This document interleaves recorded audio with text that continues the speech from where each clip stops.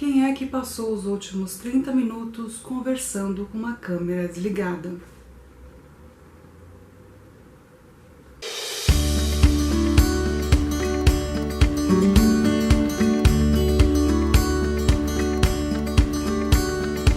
Olá pessoal, meu nome é Cintia e você está no canal Biblioteca de Gaia. Pois é, eu passei 30 minutos achando que estava gravando vídeo e na verdade a câmera já tinha desligado e eu nem tinha percebido. Pois é, essas coisas acontecem, né? Mas no vídeo de hoje nós vamos conversar sobre o projeto Lendo It, a Coisa Juntos. O vídeo de hoje é o vídeo de 50% da leitura, onde a gente tende a discutir um pouquinho como está sendo o andamento da leitura. Para esse vídeo eu vou dividir ele em duas partes. A primeira parte é totalmente sem spoilers, então se você não leu o It e não quer saber o que vai acontecer, enfim, até a metade do livro, você pode assistir o vídeo até onde eu indicar, e depois eu aviso e você para de ler, de ver o vídeo, que aí de daí em diante só vai ficar quem está participando do projeto, quem já leu ou quem não liga para spoilers. Dentro do cronograma que nós tínhamos estipulado no começo do projeto, o vídeo de leitura de 50% ia no ar hoje, dia 20 de setembro, onde nós leríamos até a metade do livro. Porém, metade do livro cairia exatamente na página 551, que é no meio de um subcapítulo. Para não parar no meio, eu estendi até a página 559, que é onde termina o subcapítulo 3, né? Tem os capítulos, aí dentro de cada capítulo tem divisõezinhas entre 1, 2, 3 em números. E a gente vai até o final do 3, que é na página 559. Nessa primeira parte eu vou falar um pouquinho sobre o autor, sobre o livro e tudo mais. Na segunda parte a gente já começa a falar sobre a leitura e fatos que vão sendo narrados no livro. O vídeo de conclusão do projeto vai ao ar no dia 23 de outubro. É uma segunda-feira. Os vídeos no canal são de segunda, quarta e sexta. Dia 20, que é quando encerra o projeto, é uma sexta-feira, porém tem final do dia para o pessoal ler. Quem não tiver conseguido concluir no dia 20 mesmo, vai precisar de mais alguns dias. Eu deixei o final de semana aí para quem precisa concluir a leitura, concluir. O vídeo de conclusão vai ao ar na segunda-feira de manhã. Bom, Stephen King nasceu em 1947, ele é americano, vive nos Estados Unidos até hoje, no estado do Maine, que inclusive é onde se passa a nossa história de It, a Coisa. Porém, It se passa numa cidade fictícia chamada Derry. O Stephen King tem tanto livro publicado, tanto. Quando eu fui pesquisar para falar para vocês a quantidade de livros que ele tinha publicado, eu desisti, porque é uma infinidade. Se eu fosse ficar citando os nomes aqui, ia um vídeo inteiro, porque o cara escreveu muito, gente, e não para de escrever até hoje. O It foi publicado em 1986. E acho que é o maior livro dele, pelo que eu pesquisei, é o maior livro publicado dele. Ele tem uma série grande, que é a série Torre Negra, tem Under the Dome, que é Sob a Redoma, que é um outro livro também bem grande, um calhamaço. Vários dos seus livros já tiveram adaptações cinematográficas para TV, como Under the Dome, que é o Sobre a Redoma, tem série, tem Netflix, inclusive é super bacana, eu assisti. Gostei, não gostei do fim, mas a série é legal. O It mesmo já teve uma adaptação que virou uma minissérie nos Estados Unidos, que foram 2 episódios apenas, mas já teve uma adaptação cinematográfica. A Espera de um Milagre, Cujo, que é bem famoso dele, né, que é a história do cachorro. Enfim, tem uma série, um volume muito grande de obras dele que já tiveram adaptações cinematográficas. E o It recebeu essa primeira adaptação como filme, agora em 2017, porém, não acabou por aí. Se você já pesquisou um pouquinho ou já assistiu o filme, sabe que esse filme que está no cinema é apenas a primeira parte. A parte 2 está com previsão de ser lançada em 2019. Além disso, uma coisa que eu não sabia é que o Stephen King tem livros publicados com pseudônimo, são vários, com o pseudônimo de Richard Bachman. Me lembrou muito Batman. Será que ele é fã de Batman? Mas a história começa em 1958, na cidade fictícia de Derry, no estado do Maine, nos Estados Unidos, com um enredo que envolve 7 garotos que vivem nessa cidade. E uma série de assassinatos que está acontecendo com crianças e adolescentes, muito misteriosos. Essas crianças aparecem ou desaparecem por um tempo, e quando aparece encontra pedaços do corpo dessas crianças, ou então quando já encontra o corpo logo de cara, sempre mortos de uma forma muito misteriosa, grotesca e violenta. O livro começa narrando a morte de George, que é irmão de um dos nossos personagens principais, o Bill.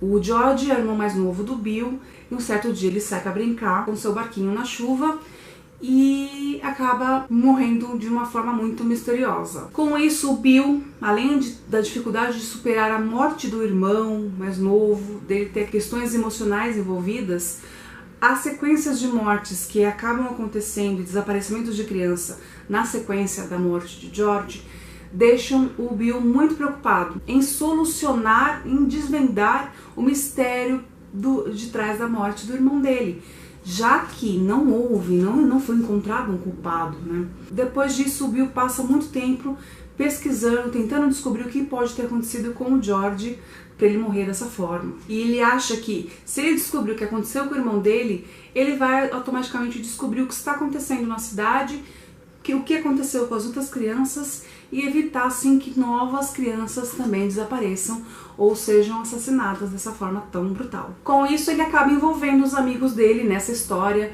até mesmo porque as crianças têm uma curiosidade, né? Gostam de brincar de detetive, mas o principal motivo que levam eles a participar dessa investigação é pelo carinho, pelo respeito, pela admiração que eles têm pelo Bill e saber que o Bill precisa muito de explicações para a morte do irmão. São 4 amigos que começam, né, a história, e com o passar da narrativa do livro vai entrando os outros 3 garotos que acabam juntando e fazendo esse grupinho de 7. A narrativa do livro é o tempo todo intercalada entre acontecimentos de 1958 e 1985. Então, ou seja, em 1958 é quando eles ainda eram crianças, logo depois do assassinato do irmão do Bill, o George. E em 1985, já com eles adultos, acontece de novos assassinatos voltam a acontecer em Derry, da mesma forma como aconteceu em 1965, e eles acabam tendo que voltar para a cidade de Derry para investigar e tentar acabar com a coisa, com o que está matando essas crianças. Isso tudo porque eles fizeram um juramento em 1958, quando eles resolveram a situação com a coisa, eles fizeram um juramento de que se um dia a coisa voltasse para Derry, eles voltariam para exterminar, acabar de vez com essa coisa. Então a narrativa vai intercalando entre presente, 1985, e passado, 1958.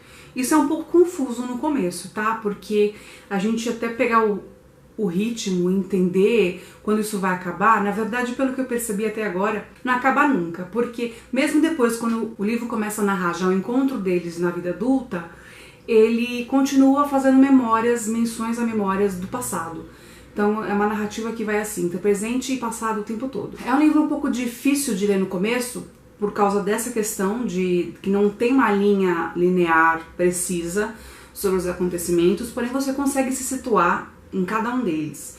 Então assim, pode despertar uma estranheza, mas não uma confusão. Mas por outro lado, principalmente para quem nunca leu nada do autor, que é o meu caso, esse primeiro livro que eu tô lendo do Stephen King, ele neste livro especificamente é muito rico em detalhes. Então isso acaba causando um certo cansaço na leitura no começo, porque você quer que a história se desenrole, você já começa o livro querendo saber quem que é essa coisa, o que é essa coisa. Só que para todo desfecho tem que ter os seus porquês. Quando chega numa parte da leitura você percebe que essa coisa não é tão simples quanto pode parecer, que ela é bem complexa. Então o autor é muito detalhista. 90% desses detalhes que ele traz no livro são relevantes, até o meu ponto de vista, são relevantes para a história. Os outros 10%, ok, são para talvez nem todo mundo goste, mas são interessantes para você entender como ele é capaz de criar tantos personagens, como é o caso de It, já que são 7 protagonistas dessa história, mais a coisa, 8, até um certo ponto, né? Quem já leu sabe. E sendo tão rico em detalhes, ele cria cada personagem como se eles fossem o personagem principal da história, com uma descrição de personalidade, de vida, de forma de pensar. É muito rica a narrativa do Stephen King. Eu não sei se esse vai ser um livro favorito, mas com certeza o Stephen King já virou um escritor favorito para mim, pelo menos. O filme e o livro têm algumas pequenas diferenças, tá? Uma delas é que o filme foi dividido em duas partes. Esse que está no cinema é a parte 1, é toda narrada com eles ainda criança. A parte 2 será eles na vida adulta. Porém, eu acredito que talvez tenha alguns flashbacks da vida deles de infância. Então, mesmo que você assista o filme, você ainda vai ter um interesse em saber o desfecho da história, porque a história não se conclui com o que acontece até o final do filme. Tem muito mais coisa por detrás disso. Então, mesmo assim, mesmo se você assistir, você vai querer ler o livro, você vai querer saber como a história vai continuar. Bom, isso é tudo que eu posso falar em relação ao It, a Coisa, sem dar spoilers. A partir de agora, a gente vai conversar sobre a segunda parte desse vídeo, que é uma parte com spoilers até 50% do livro. Então, se você não liga para spoilers, ou se você já leu 50% ou um pouquinho mais do que isso, você pode continuar assistindo esse vídeo e à vontade, que a gente vai discutir um pouquinho sobre algumas coisas que acontecem. Caso você não tenha interesse em assistir esse vídeo porque não quer saber dos spoilers, eu agradeço muito o fato de você ter ficado até aqui e assistido esse vídeo, tá? Não esquece de dar o seu like antes de ir embora. E a gente se vê no próximo vídeo. Mas pra você que fica, vamos para a segunda parte com spoilers. Como eu citei, essa segunda parte vai até a página 559, que é quando termina aquele subtítulo 3, ainda dentro do capítulo, tá? O do 4, na página 159, começa o 4 também, mas a gente foi até o 3 nesse vídeo. E do dia 23 de outubro a gente vai discutir da página 159 até o final do livro. Eu fiz umas anotações aqui, anotei algumas dicas, acontecimentos, e no final eu vou falar sobre as minhas conclusões em relação à Coisa e à história. Bom, as primeiras coisas que eu gostaria de ressaltar são as aparições que a Coisa faz para os garotos. A primeira delas acontece com o Ben, próximo ao canal, aquele dia que ele ficou na biblioteca até tarde, ele sai, tá nevando e tem muita neve na rua, ele tá indo pra casa, ele insistiu pra ir pra casa mesmo assim, não tem ninguém nas ruas, e ele acaba encontrando o Pennywise, o palhaço, na neve, segurando os balões. Ele faz uma observação muito interessante. Ele consegue, mesmo com medo, observar que o Pennywise não faz sombra. Tá sol, apesar do frio, tá sol, mas não tem sombra do Pennywise. E o balão, os balões que ele está segurando, estão flutuando no sentido contrário ao vento, ou seja, o vento estaria empurrando para um lado e os balões estão indo para o outro. E o Pennywise consegue chegar até ele de uma forma muito rápida, e o que é meio que sobre-humano. O segundo a encontrar, se deparar com uma coisa, é o Bill. No quarto do George, ele se sente atraído pelo quarto do George, e ele começa a folhear um álbum de fotografias que o George tinha, e ele acaba encontrando uma foto muito estranha que começa a se mexer, interagir com ele, enfim. Então essa acaba sendo a segunda aparição da Coisa. O terceiro foi o Stan. Ele, perto do canal, ele encontrou, ele viu, ele sentiu uma mão pegando no tornozelo dele, e quando ele reparou era o irmão dele, mais novo, que faleceu, Dorsey, e o Dorsey acaba, em determinado momento, se transformando num monstro. Ele chama de Monstro da Lagoa Negra. E depois de um tempo também esse monstro acaba tomando outra forma, porém ela não é esclarecida pra gente aqui, mas imagino que seja o Pennywise aparecendo. O quarto a se deparar com a Coisa foi o Mike, com aquele pássaro negro gigante perto da chaminé. O quinto foi o Ed na rua Neighbolt, número 29, se eu não me engano, que era naquela casa mal assombrada. Pra quem assistiu o filme, acho que tem em mente bem a forma da casa, assim, como ela é apavorante, assim. E o Ed se depara com meio homem, bem maltrapilho, todo se desmontando, desmanchando. Depois eles acabam até chamando essa figura que aparece pro Ed de mendigo leproso, porque ele tem chagas, muitas doenças, enfim, parece. E isso é engraçado porque o Ed tem muito medo de doenças, né? Ele tem uma saúde debilitada, que até então a gente não sabe se é muito verdade isso ou não. Depois é a Beverly. A Beverly, ela se depara com a Coisa no banheiro da casa dela, ouvindo vozes no ralo, e acontece toda aquela cena de muito sangue e tal. No filme é um pouquinho diferente. Ver aquela cena no filme foi muito chocante. Eu acho que é uma das cenas, uma das mais fortes do filme, porque foi bem assustador ver aquele banheiro todo cheio de sangue. E o único que não viu a coisa sozinho foi o Rich. O primeiro contato que ele teve com a coisa foi quando o Bill contou pra ele da manifestação que a coisa teve na foto, e foi com ele, junto com o Rich, até o quarto que era do George, pegou o álbum e eles acabaram olhando aquela foto e a foto se manifestou novamente, ou seja, ele acabou vendo, tendo esse contato com a coisa, esse primeiro contato com a coisa, junto com o Bill, não foi sozinho, guarde isso. Além dessas observações, eu anotei algumas espécies de dicas do que pode ser a coisa, situações, detalhes que eu acredito que possam ser relevantes no desfecho final da história. A figura da tartaruga. Eles acabam citando em alguns momentos do livro uma tartaruga e sabem que a figura da tartaruga tem a ver com alguma coisa, mas nem eles sabem direito o que essa tartaruga tem a ver e tal. E uma dessas vezes que essa tartaruga aparece, vem a palavra should na cabeça de um deles, mas ele não sabe por que veio, o que significa, enfim, o que associação tem essa palavra com a tartaruga. E não sabe se é uma tartaruga animal, se é um desenho, o que é essa tartaruga, nem a gente. Outra coisa interessante são o Ben e as moedas de prata, que ele narra. Inclusive, não tem isso no filme, pelo menos não é citado. Nem a questão da tartaruga, nem a questão das moedas. Porém, a tartaruga aparece numa ceninha do filme, mas aparece de uma forma bem sutil, você tem que estar meio que observando. E os dólares de prata, as moedas de prata, nem aparecem no filme. Então acredito que ela vai ser mencionada na parte 2. Mas tem um momento aqui que o Ben cita que a Beverly conseguiu salvar a vida dele, talvez a dela e muito provavelmente a vida de todos, graças a essa moeda. E que, de alguma forma, a Beverly conseguiu afastar a coisa. Isso está na página 522, tá? Além disso, na página 283, no capítulo 7, o Ed faz menção a um medo. Estou com medo, pensa Ed. No fundo, sempre foi isso, o simples medo. Isso era tudo. Mas no final, acho que contornamos isso de alguma forma.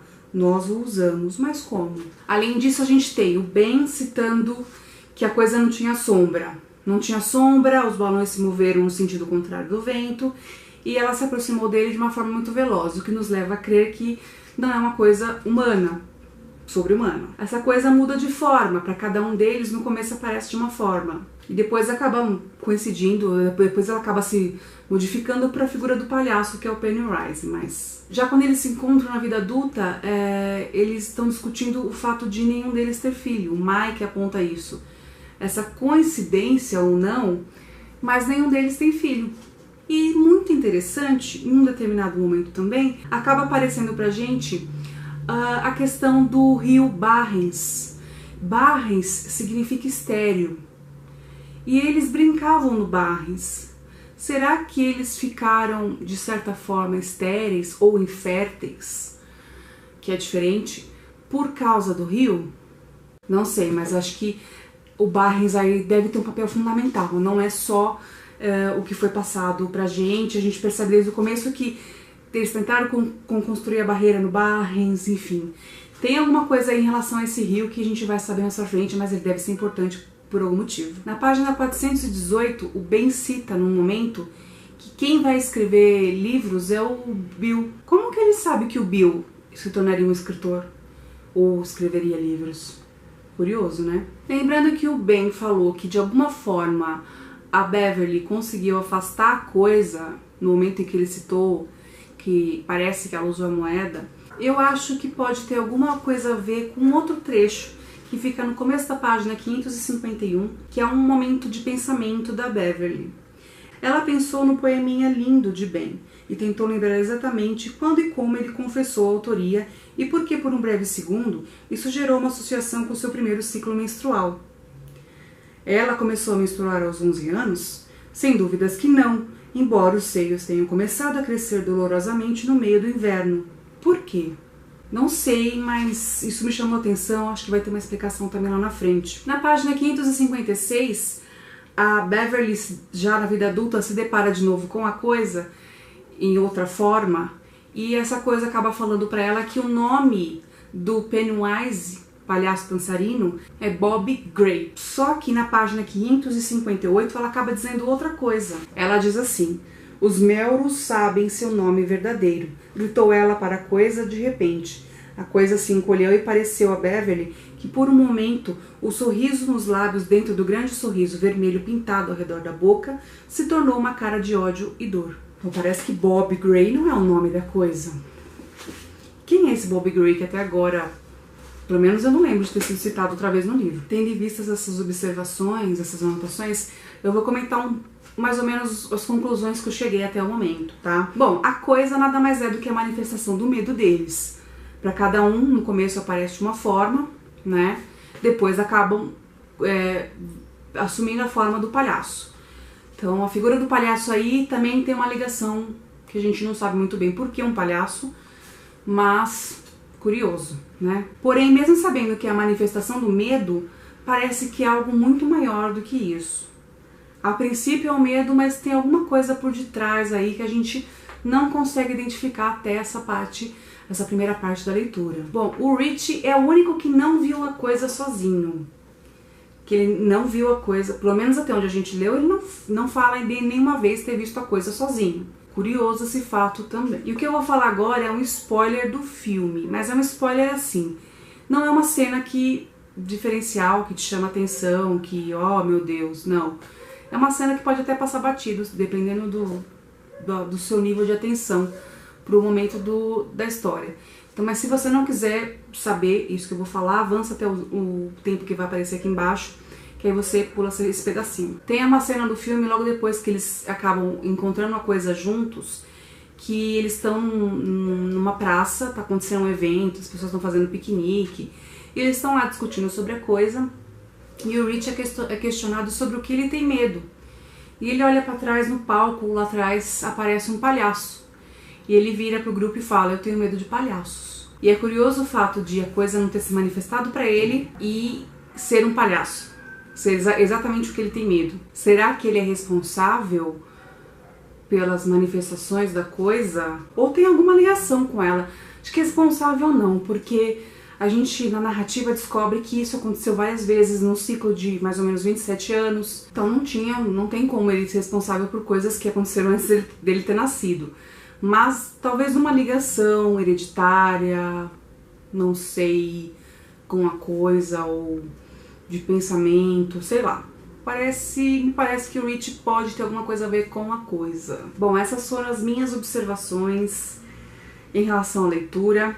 Foram só 50% do livro, mas eu acho que eu anotei muita coisa, talvez um monte de besteira, que no final não vai ter nada a ver, mas enfim, anotei mesmo assim. Eu gostaria que vocês comentassem aqui se vocês tiveram essas mesmas impressões, se vocês anotaram as mesmas observações mentalmente, se vocês pegaram outras coisas que eu acabei deixando passar batido, fala aqui embaixo, comenta, coloca aqui nos comentários pra gente discutir. Se você teve outras percepções daquilo que eu falei, mas você conseguiu, sei lá, entender de outra forma, vamos discutir pra ver se a gente descobre o que o medo tem a ver com o palhaço em comum, com essas crianças, porque será que eles são inférteis? O Barrens vai ter um papel fundamental aí no desfecho dessa história e tudo mais. Vamos discutir aqui embaixo, vamos dividir as nossas experiências de leitura.